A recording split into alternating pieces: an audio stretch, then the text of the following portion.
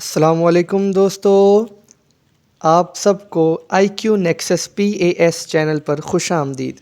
आज के हम इस वीडियो में सबसे ज़्यादा जो क्रूशल टॉपिक है CSS, PMS और UPSC के लिए वो है presidential versus parliamentary system of government. इन दोनों सिस्टम ऑफ गवर्नमेंट्स को हम सेपरेटली डिटेल में डिस्कस करेंगे, इनके फीचर्स को देखेंगे और फिर इन दोनों का एंड में कंपैरिजन भी करेंगे। और ये वीडियो देखने के बाद आपको किसी और वीडियो देखने की ज़रूरत पड़ेगी नहीं, ये तो मैं आपको कंफर्म बात कहता हूँ, क्योंकि आपको इस वीडियो में वो सब कुछ मिलने वाला है कि जो भी आपको रिक्वायर्ड होगा प्रेसिडेंशियल सिस्टम ऑफ गवर्नमेंट को समझने और पार्लियामेंट्री सिस्टम ऑफ गवर्नमेंट को समझने के लिए। और ये वीडियो आपके लिए बहुत ज़्यादा इन्फॉर्मेटिव होने जा रही है, तो लेट्स स्टार्ट द वीडियो। सबसे पहली चीज़ आपने जो याद रखनी है वो है कि पार्लियामेंट्री सिस्टम ऑफ गवर्नमेंट है, चाहे प्रेसिडेंशियल है या पार्लियामेंट्री है, ये दोनों कौन सी हैं? ये सिस्टम ऑफ गवर्नमेंट है। और जो फेडरेशन होती है, यूनिटरी होती है या कन्फेडरेशन होती है, वो कौन से होते हैं? सिस्टम ऑफ स्टेट्स होते हैं। ठीक है ना। ये गवर्नमेंट जो होता है ना, ये स्टेट का एक एलिमेंट होता है, ये स्टेट नहीं होता। गवर्नमेंट एक स्टेट का एलिमेंट होता है जो कि बल्कि ना जो तमाम मामलात को चलाते हैं। ठीक है ना। तो अब हम चलते हैं पार्लियामेंट्री सिस्टम ऑफ गवर्नमेंट को पहले समझेंगे डिटेल में, फिर इसके फीचर्स को देखेंगे। ठीक है। फिर उसके बाद प्रेसिडेंशियल सिस्टम ऑफ गवर्नमेंट, फिर उसके फीचर्स को देखेंगे, फिर हम दोनों को कंपैरिजन करेंगे। अब हम देखते हैं पार्लियामेंट्री सिस्टम ऑफ गवर्नमेंट। ठीक है ना। सबसे पहले ये जो सिस्टम ऑफ गवर्नमेंट है ना, ये पाकिस्तान, इंडिया, यूके में तो सबसे अच्छी फॉर्म में मौजूद है ना। ठीक है ना। फिर जर्मनी और बहुत से दूसरे ममालिक में भी मौजूद है। ठीक है। उसके बाद हम चलते हैं इस सिस्टम के अंदर। अब आपने देखोगे हेड ऑफ़ द गवर्नमेंट और हेड ऑफ़ द स्टेट। ठीक है ना। हेड ऑफ़ द स्टेट कौन सा होता है? पार्लियामेंट्री सिस्टम ऑफ गवर्नमेंट में प्रेसिडेंट होता है, और हेड ऑफ़ द गवर्नमेंट कौन होता है? प्राइम मिनिस्टर होता है, जैसे कि पाकिस्तान, इंडिया, यूके, जर्मनी में भी है ऐसे ही। ठीक है। तो इसमें दो इंस्टीट्यूशंस होते हैं एग्जीक्यूटिव के, कौन से? हेड ऑफ़ द गवर्नमेंट और हेड ऑफ़ द स्टेट, दोनों सेपरेट इंस्टीट्यूशंस होते हैं। ठीक है ना। उसके बाद जो कैबिनेट होती है, cabinet works under the head of the government, मतलब कि प्राइम मिनिस्टर के अंडर कैबिनेट वर्क करती है। ठीक है ना। इस सिस्टम के अंदर कैबिनेट जो कि कंप्लीटली पार्लियामेंट से होती है। ठीक है ना। इस याद रखिएगा, चाहिए इस सिस्टम में हेड ऑफ़ द गवर्नमेंट और कैबिनेट दोनों ही कंप्लीटली फ्रॉम द पार्लियामेंट।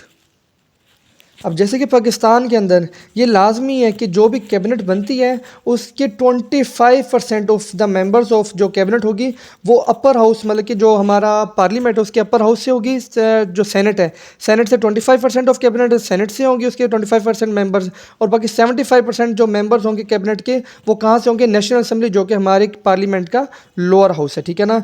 और एक और बात आपको बतानी लाजमी है कि जो prime minister head of the government होता है वो कैबिनेट का ही हिस्सा होता है। ठीक है ना। बस एक जैसे कि पूरे एक कैबिनेट है, उसके एक बंदा चेयर कर रहा है, उसको एक उसका प्रेसिडेंट है, ये फिर उसको एक चेयर कर रहा है। ठीक है ना। बस प्राइम मिनिस्टर कैबिनेट को चेयर करता है, लेकिन वो कैबिनेट का ही पार्ट होता है, तो उसको भी हम कैबिनेट में ही गिनेंगे। ठीक है ना। अब एक और जो पॉइंट है, head of the government gets vote of confidence है। जो हेड ऑफ द गवर्नमेंट जो प्राइम मिनिस्टर होता है पार्लियामेंट्री सिस्टम ऑफ गवर्नमेंट में, ये कैसे इलेक्ट होता है? ये डायरेक्टली इलेक्ट नहीं होता है, मतलब कि जैसे कि हम जी डायरेक्टली लोग जो वोट डालेंगे 18 साल से ऊपर फिर वो प्राइम मिनिस्टर इलेक्ट हो जाएगा, नहीं ऐसे नहीं होता। पार्लियामेंट्री सिस्टम ऑफ गवर्नमेंट में जो नेशनल असेंबली होती है या फिर लोअर हाउस जो होता है, ठीक है ना। अब लोअर हाउस जो होता है, चाहे इंडिया है, चाहे पाकिस्तान है, यूके या जर्मनी, ठीक है ना, उसमें लोअर हाउस इलेक्ट करता है किसको? प्राइम मिनिस्टर को, through the vote of confidence. वो वोट्स डालते हैं और वो मोस्टली एब्सोल्यूट मेजोरिटी का वोट है, मतलब कि 50% जो टोटल मेंबरशिप होती है असेंबली की प्लस 1 वोट, ठीक है ना, वो टोटल एब्सोल्यूट मेजोरिटी के साथ जो वोट ऑफ कॉन्फिडेंस के थ्रू जो हेड ऑफ द गवर्नमेंट उसको इलेक्ट किया जाता है। ठीक है ना। उसके बाद head of the government and his cabinet can be dismiss by the legislature at once through vote of no confidence. मतलब कि अब जैसे कि वोट ऑफ कॉन्फिडेंस के through head of the government को इलेक्ट किया गया, ठीक है ना, फिर हेड ऑफ द गवर्नमेंट क्या करता है? बाकी अपनी कैबिनेट बनाता है, वो भी कैबिनेट भी पार्लियामेंट से बिलोंग करती है, ठीक है ना। फिर उसके बाद ये भी है कि वोट ऑफ नो कॉन्फिडेंस के थ्रू प्राइम मिनिस्टर को, मतलब कि जो हेड ऑफ द गवर्नमेंट होता है उसकी कैबिनेट को एक ही साथ दोनों को मतलब कि रिमूव किया जा सकता है। ठीक है ना। जब अब मिसाल के तौर पे कोई भी प्राइम मिनिस्टर का, मतलब कोई मिनिस्टर है उसके खिलाफ जी एतमाद में नहीं है, मतलब कि ना जो है लेजिस्लेचर उसको लगता है कि यार ये सही काम नहीं कर रहा, ये नाकाम लोग है, नाकाम बंदा, ठीक है ना, वो चाहते हैं कि हम इसके ऊपर वोट ऑफ नो कॉन्फिडेंस लेके आ जाए, ठीक है ना, किसी एक मिनिस्टर के ऊपर भी। तो क्या होगा? प्राइम मिनिस्टर समेत में सब के सब मिनिस्टर्स कलेक्टिव रिस्पॉन्सिबिलिटी, मतलब कि ना अगर एक की भी गलती है वो सबकी गलती कंसीडर की जाएगी, ठीक है ना। अगर एक की कोई कारकर्दगी अच्छी है तो वो सब सबकी कारकर्दगी अच्छी कंसिडर की जाएगी, ठीक है ना। सो कलेक्टिव रिस्पॉन्सिबिलिटी प्रिंसिपल के थ्रू एक बंदे के खिलाफ भी वोट ऑफ नो कॉन्फिडेंस अगर सक्सेसफुल हो जाती है तो तमाम की तमाम कैबिनेट इंक्लूडिंग प्राइम मिनिस्टर जो कि हेड ऑफ द गवर्नमेंट होता है वो सब के सब डिसमिस हो जाएंगे, ठीक है ना। और जो एक और इन्फॉर्मेटिव बात वो है ये कि वोट ऑफ नो कॉन्फिडेंस हमेशा जो अगर बाई कैमरा लेजिस्लेचर होगा, ठीक है ना, बाई कैमरा लेजिस्लेचर सिस्टम होगा जिसमें दो हाउसेज होते हैं, लोअर हाउस और अपर हाउस। एक हाउस है तो फिर तो उसमें एक ही हाउस रहेगा, ठीक है ना। अगर बाई कैमरा लेजिस्लेचर है तो फिर हमेशा जो वोट ऑफ नो कॉन्फिडेंस है ये कहाँ से, लोअर हाउस से ही मतलब कि इसको इनिशिएट किया जाता है। शुरू भी लोअर हाउस से होती है और ये कंप्लीट भी लोअर हाउस में ही होती है, ठीक है ना। इसमें अपर हाउस का कोई लेना देना नहीं होता। उसके बाद हम चलते हैं लेजिस्लेचर कंट्रोल्स एग्जेक्टिव।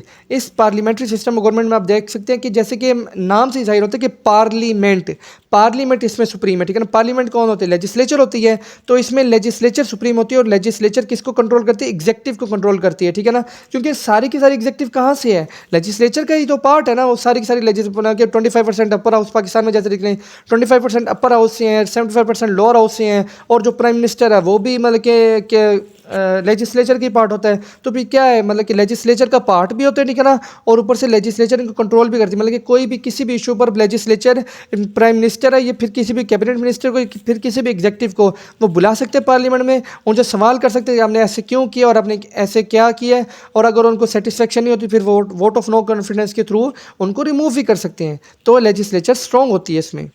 अब इसमें हम इसके फीचर्स की तरफ चलते हैं। फीचर्स में सबसे पहला फीचर ये कि फ्यूजन ऑफ पावर है।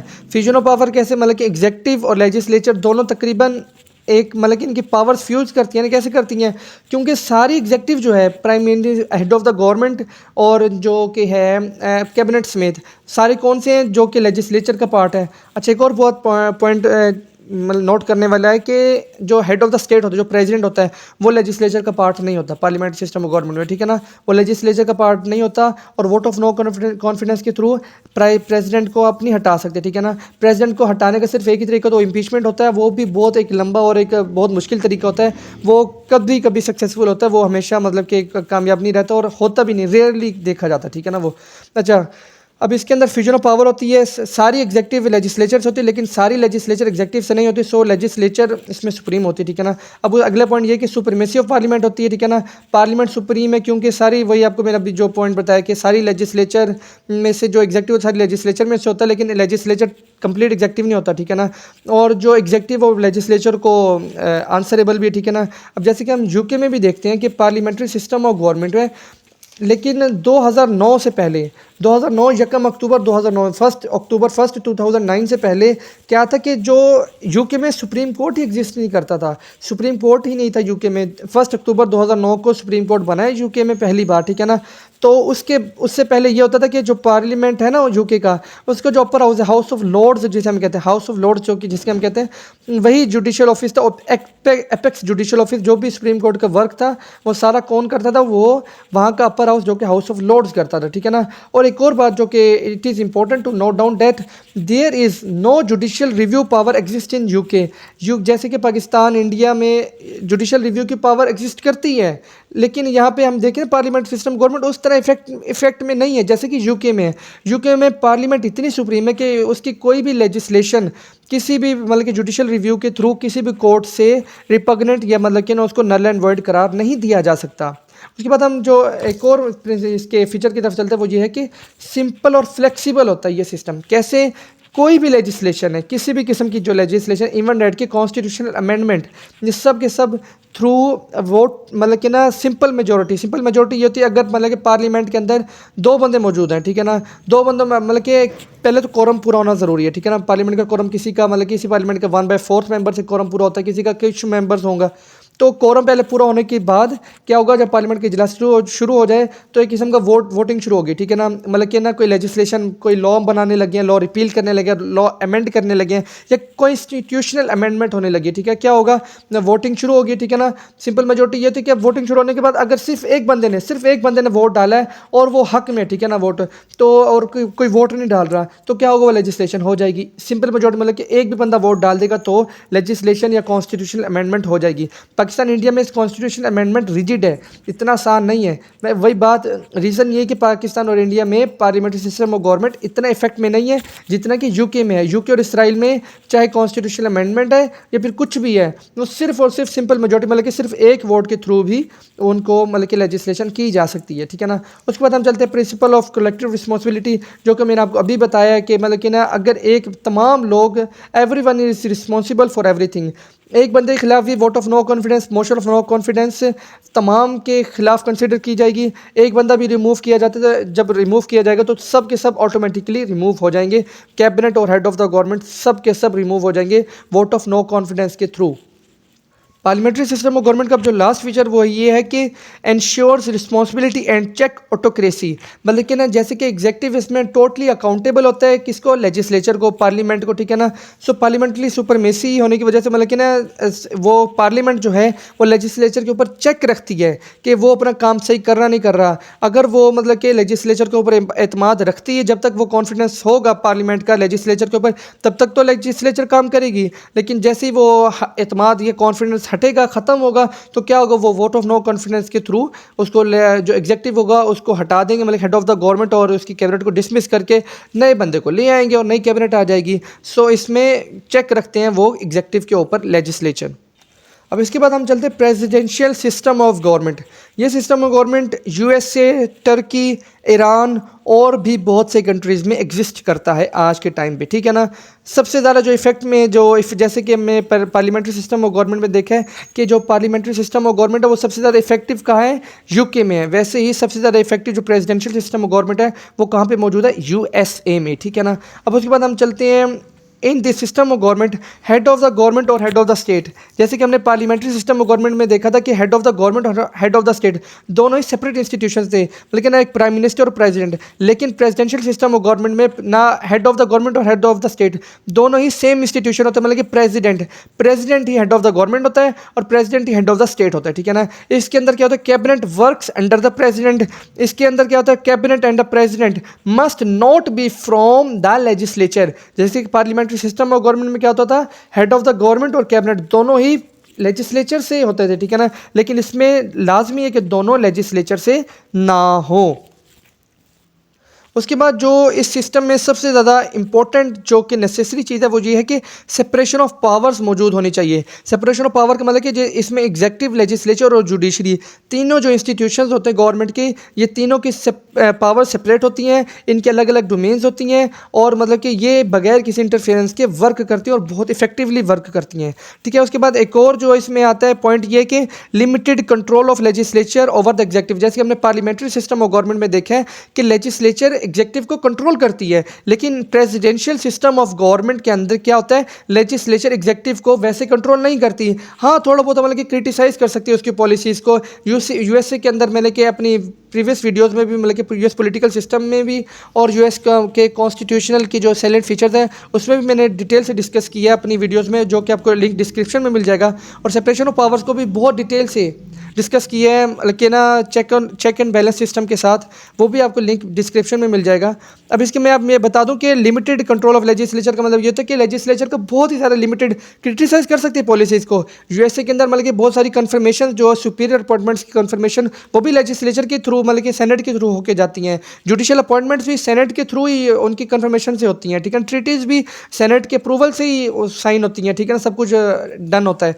लेकिन फिर भी लिमिटेड कंट्रोल, जैसे कि पार्लियामेंट उसको एग्जेक्टिव को बुलाकर उसको मतलब कि ना जलील या मतलब कि उसको बुलाकर उससे सवाल जवाब नहीं कर सकती, उसको अकाउंटेबल नहीं ठहरा सकती, ठीक है ना, वोट ऑफ नो कॉन्फिडेंस नहीं लेके आ सकती। सो इस तरह मतलब कि लिमिटेड कंट्रोल ऑफ एग्जेक्टिव मतलब कि होता है, ये लिमिटेड कंट्रोल ऑफ लेजिस्लेचर होता है ओवर द एग्जेक्टिव।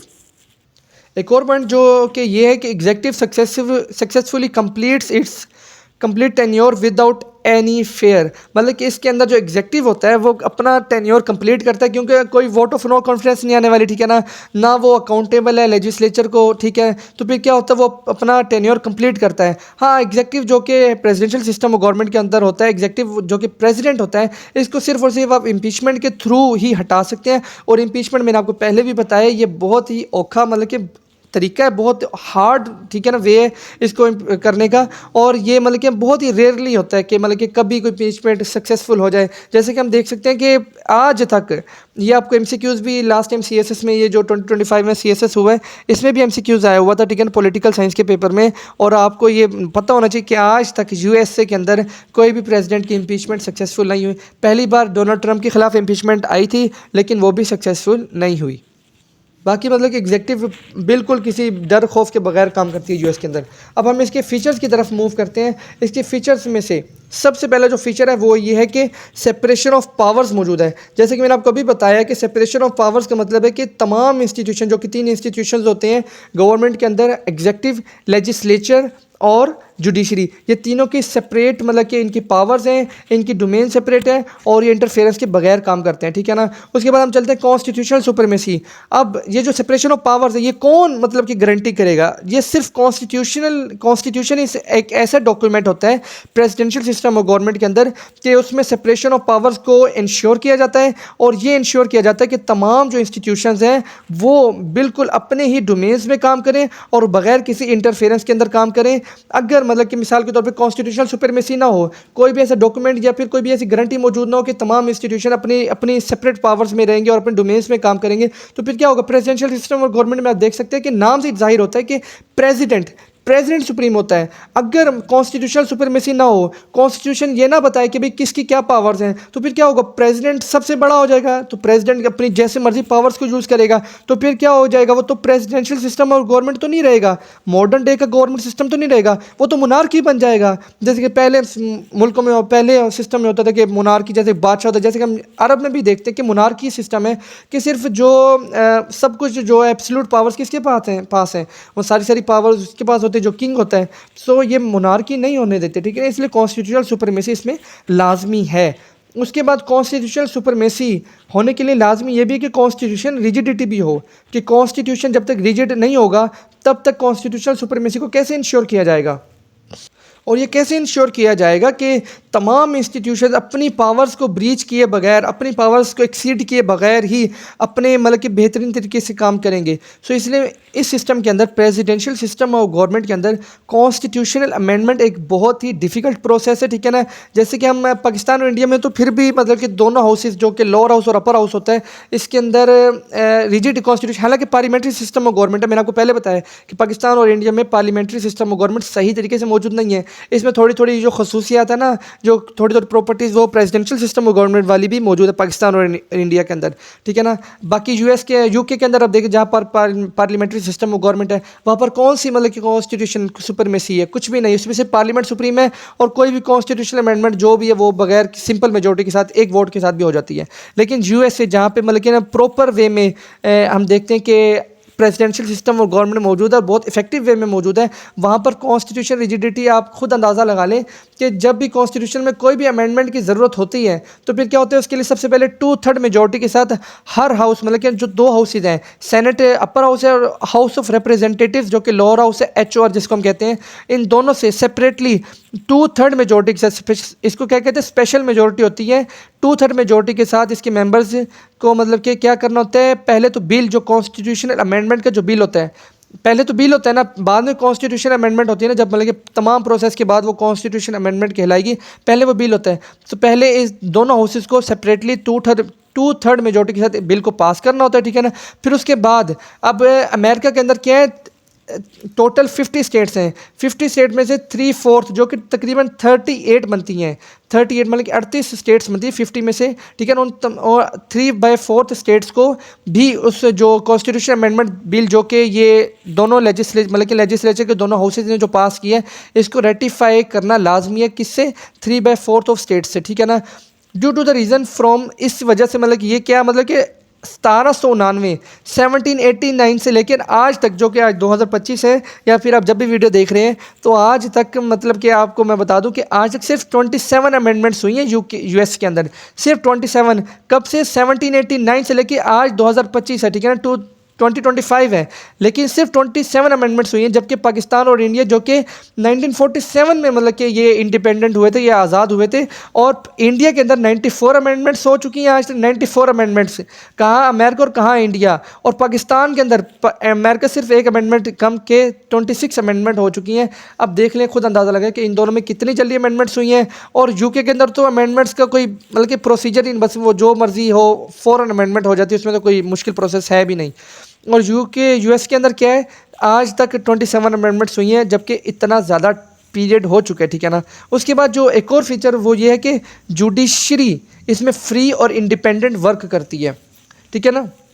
क्योंकि जुडिशरी वो एक इंस्टीट्यूशन है जिसके अंदर बल्कि ना ये प्रोटेक्ट करती है कॉन्स्टिट्यूशन को, फंडामेंटल राइट्स ऑफ सिटीजन्स को। मतलब कि कहीं लेजिस्लेचर कोई ऐसा लॉ ना बना दे कि जो कि लोगों के फंडामेंटल राइट्स को वायलेट करता हो, या फिर एग्जेक्टिव कोई ऐसी पॉलिसीज़ ना मुतारिफ करे, इंट्रोड्यूस करवाए, या फिर एग्जेक्टिव कुछ ऐसा मतलब कि पुलिस के थ्रू या अपनी अपनी आर्मी के थ्रू कुछ ऐसा ना करे कि जो कि लोगों के फंडामेंटल राइट्स को वायलेट करता हो। तो फिर जुडिशरी ही वो एक इंस्टीट्यूशन होता है जो कि मतलब कि इंडिपेंडेंट होता है और फ्री होता है, जो कि ऐसी लोगों के फंडामेंटल राइट्स को भी प्रोटेक्ट करता है, कॉन्स्टिट्यूशन को भी प्रोटेक्ट करता है कि भाई कोई भी ऐसा लॉ ना बनाया जाए जो कि कॉन्स्टिट्यूशन से रिपग्नेंट हो, ठीक है ना। सो इसलिए जुडिशरी इसमें इंडिपेंडेंट और फ्री होती है। इसका जो एक और बहुत बेहतरीन फीचर वो ये है कि स्टेबल गवर्नमेंट होती है। जैसे कि हम यूके के अंदर भी देखते हैं और पाकिस्तान के अंदर भी देखते हैं, इंडिया के अंदर भी देखते हैं, जब पार्लियामेंट्री सिस्टम ऑफ गवर्नमेंट है इनमें जैसे ही वोट ऑफ नो कॉन्फिडेंस आएगा, जैसे ही मतलब कि फिर वो तमाम हेड ऑफ द गवर्नमेंट और कैबिनेट दोनों को रिमूव कर दिया जाएगा। लेकिन प्रेसिडेंशियल सिस्टम ऑफ गवर्नमेंट में ऐसा मुमकिन नहीं होता। और इम्पीचमेंट तो आपको मैंने पहले बताया बहुत ही लंबा और बल्कि बहुत डिफिकल्ट प्रोसेस होता है, और कभी कभी होता है और ये रेयरली देखने को मिलता है। सो इसमें स्टेबल गवर्नमेंट्स होती हैं, इसमें जो भी गवर्नमेंट होती है अपना टेन्योर पूरा करती है। जैसे कि हम यूएस में देखते हैं कि 4 साल तो तकरीबन कंप्लीट करके ही जाता है। हाँ, प्रेसिडेंट फोर्थ हो जाए, मर जाए तो अलग बात होती है, वरना वो अपना प्रोसेस जो है वो कंप्लीट करके ही जाते हैं, अपना पूरा टेन्योर। स्टेबल गवर्नमेंट होती है। अब हम इन दोनों सिस्टम्स के डिफरेंस की तरफ चलेंगे कि डिफरेंस बिटवीन बोथ सिस्टम क्या है। सबसे पहले मीनिंग में देखेंगे हम। पार्लियामेंट्री सिस्टम गवर्नमेंट के नाम से आपको पता क्या लग रहा है कि पार्लियामेंट सुप्रीम है, ठीक है ना। और प्रेसिडेंशियल सिस्टम ऑफ गवर्नमेंट के नाम से क्या पता लग रहा है कि आपको कि प्रेसिडेंट मतलब कि ना इसमें और एक इसमें क्या होता है, दो कोई भी सुप्रीम नहीं होता। प्रेसिडेंशियल सिस्टम ऑफ गवर्नमेंट में कोई भी सुप्रीम नहीं होता, जबकि पार्लियामेंट्री सिस्टम गवर्नमेंट में पार्लियामेंट सुप्रीम होती है, ठीक है ना। हाँ, अगर प्रेसिडेंट में कोई सुप्रीम हो जाएगा और प्रेसिडेंट ही सुप्रीम होगा ना, अगर होगा भी कोई सुप्रीम, तो फिर क्या हो जाएगी, वो प्रेसिडेंशियल सिस्टम गवर्नमेंट जो कि मॉडर्न डे का गवर्नमेंट सिस्टम नहीं रहेगा, वो फिर मोनार्की बन जाएगा, जो कि सदियों पहले या फिर आज भी अरब में एग्जिस्ट करता है, ठीक है ना। उसके बाद हम पावर्स देखते हैं। पावर्स के अंदर क्या, पार्लियामेंट जो होता है, पार्लियामेंट्री सिस्टम ऑफ गवर्नमेंट में concentration of powers in legislature, क्योंकि एग्जेक्टिव जो होता है सारा किसको बिलोंग करता है, सारा वो पार्ट होता है लेजिस्लेचर का, और लेजिस्लेचर को अकाउंटेबल भी होता है। सो सुप्रीम कौन होता है इसमें, पार्लियामेंट्री सिस्टम ऑफ गवर्नमेंट में पार्लियामेंट सुप्रीम होता है, और मतलब कि कंसिडरेशन ऑफ पावर्स भी लेजिस्लेचर के पास होती हैं। जबकि प्रेसिडेंशियल सिस्टम ऑफ गवर्नमेंट के अंदर क्या होता है, सेपरेशन ऑफ पावर्स का सिस्टम मौजूद है। जैसे कि मैंने आपको पहले बताया कि तीनों जो इंस्टीट्यूशन है, एग्जेक्टिव है, लेजिस्लेचर, जुडिशरी है, तीनों की अलग अलग डोमेन्स हैं, अलग अलग पावर्स हैं, और वो कॉन्स्टिट्यूशन में लिखी पड़ी है, ठीक है ना। उसके बाद जो थर्ड जो डिफरेंस आता है वो ये कि एग्जेक्टिव मतलब कि ना जो parliamentary system of government dual executive exist करता है, प्रेसिडेंट और prime minister, head of the state president होता है और prime minister head of the government होता है। जबकि हम प्रेसिडेंशियल सिस्टम ऑफ गवर्नमेंट में देखते हैं कि दोनों जो इंस्टीट्यूशन मतलब कि ना जो दोनों एग्जेक्टिव होते हैं, हेड ऑफ द गवर्नमेंट और हेड ऑफ द स्टेट, दोनों ही प्रेसिडेंट होता है, सेम बंदा होता है, ठीक है ना, दोनों हेड ऑफ द गवर्नमेंट और हेड ऑफ द स्टेट, ठीक है। उसके बाद अकाउंटेबिलिटी हम देखते हैं कि पार्लियामेंट्री सिस्टम ऑफ गवर्नमेंट के अंदर एग्जेक्टिव जो है वो लेजिस्लेचर को अकाउंटेबल होता है, जबकि प्रेसिडेंशियल सिस्टम गवर्नमेंट में एग्जेक्टिव लेजिस्लेचर को अकाउंटेबल नहीं होता, उसको आंसरेबल नहीं होता, वो अपने काम खुद करता है, ठीक है ना। और उसके बाद हम चलते हैं जी मिनिस्टर की तरफ कि पार्लियामेंट्री सिस्टम ऑफ गवर्नमेंट के अंदर क्या होता है, हेड ऑफ द गवर्नमेंट जो कि प्राइम मिनिस्टर होता है, और जो उसकी कैबिनेट होती है, ये सारे के सारे पार्लियामेंट का ही पार्ट होते हैं। जबकि प्रेसिडेंशियल सिस्टम ऑफ गवर्नमेंट के अंदर जो भी प्रेसिडेंट और उसकी कैबिनेट, ये दोनों ही लेजिस्लेचर का पार्ट नहीं होते, ठीक है ना। उसके बाद हम चलते हैं डेजिलेशन ऑफ लोअर हाउस, जहाँ पे भी बाइकैमरल लेजिस्लेचर एग्जिस्ट करती है, हम वहाँ पे देखेंगे कि पार्लियामेंट्री सिस्टम ऑफ गवर्नमेंट के अंदर प्राइम मिनिस्टर के पास ये पावर होती है कि वो प्रेसिडेंट जो कि हेड ऑफ द स्टेट होता है उसको एडवाइस करे और फिर ये इसके थ्रू फिर ये लोअर हाउस को डिसॉल्व कर सकते हैं। पार्लियामेंट्री सिस्टम और गवर्नमेंट के अंदर हेड ऑफ द स्टेट को जो है प्रेसिडेंट जो कि प्राइम मिनिस्टर जो कि हेड ऑफ द गवर्नमेंट होता है उसकी जो एडवाइस होती है उसके ऊपर लाजमी एक्ट करना होता है। जैसे कि हम देखते हैं यूके के अंदर भी क्राउन को जो भी प्राइम मिनिस्टर जो भी उसके अंदर एडवाइस करेगा क्राउन को लाजमी उसके ऊपर एक्ट अपोन करना पड़ेगा, ठीक है ना। अब पाकिस्तान और इंडिया के अंदर भी यही सिस्टम मौजूद है कि हेड ऑफ द स्टेट को जैसी एडवाइस की जाती है वो एक्ट करता है उसके अकॉर्डिंगली, ठीक है ना। सो मतलब कि ना इसके अंदर ये होता है कि पार्लियामेंट्री सिस्टम गवर्नमेंट के अंदर प्राइम मिनिस्टर के पास पावर है कि वो लोअर हाउस जो कि होता है पाकिस्तान को नेशनल असम्बली है, इंडिया के अंदर राज्यसभा है, ठीक है। और हम देखते हैं यूके के अंदर जो कि है हाउस ऑफ कॉमन्स मौजूद है, ठीक है ना। इन सब को डिसॉल्व किया जा सकता है प्राइम मिनिस्टर के थ्रू। प्राइम मिनिस्टर इसको डिसॉल्व किया कर सकते हैं कहाँ से, इसको अगर हेड ऑफ द स्टेट को वो एडवाइस के थ्रू इसको डिसॉल्व कर सकता है। उसके बाद हम देखते हैं प्रेसिडेंशियल सिस्टम और गवर्नमेंट के अंदर क्या होता है, president can not dissolve the lower house. जैसे हम अमेरिका के अंदर देखते हैं यूएसए के अंदर कि जो प्रेसिडेंट है वो लोअर हाउस जो कि वहाँ पे हाउस ऑफ रिप्रेजेंटेटिव्स है HOR है उसको डिसॉल्व नहीं कर सकता, ठीक है ना। उसके बाद हम देखते हैं टेन्योर ऑफ द एग्जेक्टिव। जैसे कि मैंने आपको पहले बताया पार्लियामेंट्री सिस्टम और गवर्नमेंट के अंदर जो एग्जेक्टिव है उसकी टेन्योर मोस्टली मतलब कि ना कंप्लीट हो भी जाती है और कंप्लीटली नहीं भी होती। इसमें कोई लाजमी बात नहीं है क्योंकि जब तक प्रेसिडेंट जो कि हेड ऑफ द गवर्नमेंट होगा और जो कैबिनेट होगी जब तक वो पार्लियामेंट के अकॉर्डिंगली वो काम कर रहे हैं और पार्लियामेंट को पसंद है उनके कॉन्फिडेंस में तब तक वो ठीक है, वरना वो वोट ऑफ नो कॉन्फिडेंस के थ्रू उसको हटा सकते हैं किसी भी टाइम जो मर्जी करके, ठीक है ना। और प्रेसिडेंशियल सिस्टम ऑफ गवर्नमेंट के अंदर टेन्योर फिक्स होती है और प्रेसिडेंट जो कि एग्जेक्टिव होता है और उसकी कैबिनेट को हटाया नहीं जा सकता, ठीक है ना, किसी भी वोट ऑफ नो कॉन्फिडेंस के थ्रू, सिर्फ एक्सेप्ट सिर्फ इम्पीचमेंट का तरीका है जो कि रेयरली हमें देखने को मिलता है। सो दोस्तों ये कंप्लीट जो मैंने आपको ये तमाम ओवरव्यू दे दिया, ठीक है ना, और ये आपको इनफ है किसी भी एग्जाम में, चाहे UPSC या PMS या CSS के किसी भी एग्जाम में आपको बैठने के लिए, और आपको कोई भी आप दूसरा कॉम्पिटिशन एग्जाम में बैठने जा रहे हैं तो आपके लिए ये इन्फॉर्मेशन है। आप इसके अकॉर्डिंगली कोई भी MCQs आ जाए तो आपको इजीली आपको इसको टैकल कर सकते हैं, ठीक है ना, इस टॉपिक को। अगर आपने देखना तो इस वीडियो को आप 2-3 बार ज़रा इसको रिपीट करके देख सकते हैं मज़ीद इसको फास्ट करके, ठीक है ना। बाकी ये आपको इनफ रहेगा ये आपको किसी भी एग्ज़ाम में बैठने के लिए। उसके बाद मैं आपको एक रिक्वेस्ट करूँगा कि प्लीज़ मेरे चैनल को सब्सक्राइब किया करें और वीडियो को लाइक किया करें क्योंकि इससे मुझे मोटिवेशन मिलती है। अगर मुझे मोटिवेशन नहीं मिलेगी ना तो भाई मैं हो सकता है मैं इसको वीडियोज़ को शायद बनाना क्विट भी कर सकता हूँ क्योंकि बहुत ज़्यादा दफ़ा ऐसा होता है लोगों के साथ कि वो क्विट कर जाते हैं, कोई भी इनिशिएटिव लेते हैं। मेरा इनिशिएटिव यही है कि मैं जैसे कि मैंने अपने टाइम में मतलब कि सेल्फ स्टडी से मैंने बहुत सारा काम किया है, अपनी पढ़ाई की है, तो फिर मैं चाहता हूँ कि जो दूसरा बच्चा जो आ रहा है वो उसको सेल्फ स्टडी में इतने ईजीनेस हो कि एक ही चैनल के ऊपर उसको बहुत सारा मटेरियल मिल जाए और उसको कहीं भी बार बार 10-10 वीडियोस देखने की ज़रूरत ना पड़े और सिर्फ अपने नोट्स बनाने पे वो तो तवज्जो रखें। और एक और बात, अपने नोट्स काइंडली अपने नोट्स खुद बनाया करें। मैं आपको ये नोट्स प्रोवाइड कर दूंगा, ठीक है ना, आपको लिंक डिस्क्रिप्शन में भी मिल जाएगा और मेरे व्हाट्सअप चैनल का भी लिंक मिल जाएगा, आप वहाँ पे भी जाके नोट्स ले सकते हैं। बाकी लेकिन आप अपने नोट्स खुद बनाया करें और अपने ही मुताबिक बनाया करें, किसी को देख कर या किसी के नोट्स को कॉपी ना किया करें अगर आप सही मायने में अगर आप सच्चे और सीरियस एस्पिरेंट हैं। वरना फिर लाखों बंदे UPSC के एग्ज़ाम देते हैं इंडिया के अंदर और हज़ारों पाकिस्तान के अंदर भी देते हैं, फिर सक्सेसफुल रेट तो आपको पता है कितना कम है। So thank you so much, Allah हाफिज़।